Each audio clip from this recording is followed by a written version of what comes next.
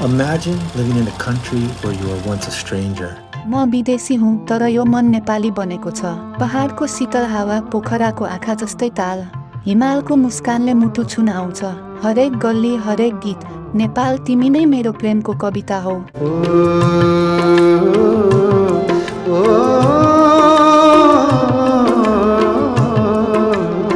I've traveled to some beautiful places in the world, but something always pulls me back here to Pokhara. This place where the mountains touch the clouds,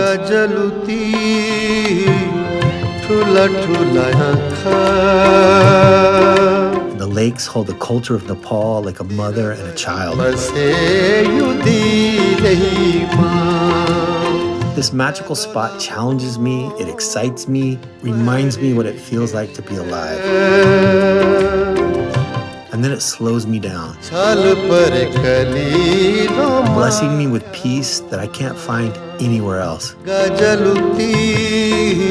This is why I keep returning to Pokhara.